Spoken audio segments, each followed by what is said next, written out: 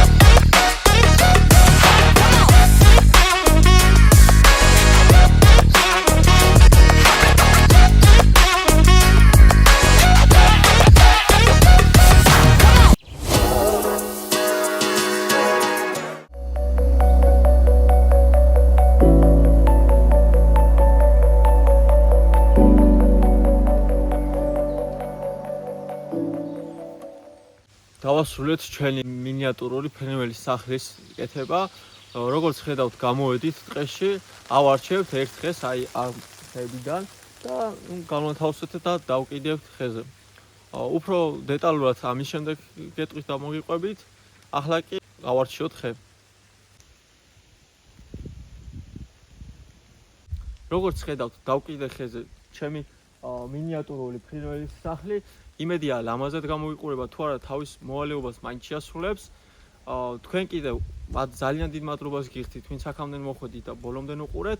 გავაკეთებ რამოდენიმე ვიდეოს კონკრეტულად ამ ფრინველის სახლზე საერთოდ ფრინველის შევაშინით და ასე ვთქვათ დაიწყებს ბუდის კეთებას, პატარა ვიდეოებს შემოგთავაზებთ და იმედია საინტერესო იქნება. თქვენ კიდე არ დაგავიწყდეთ, გამოიწეროთ არხი, გააკეთოთ ძალისხილაკი, დაალაიქოთ ვიდეო, დაწეროთ კომენტარებში რა შეცვლით, რას ამოიღებდით, რას დაამატებთ ზოგადად ჩემ კონტენტში. მომავალში ძალიან საინტერესო ვიდეოები გელოდებათ და მერწმუნეთ, რომ რაც აქამდე არ ყოფილა, იმას პირდებით მომავალში. ამიტომ ის გადაგჩენიათ, რომ არხი გამოიწეროთ. მე წარმატებული დღეს გისურვებთ, მადლობა ყურადღებისთვის და ნახვამდის.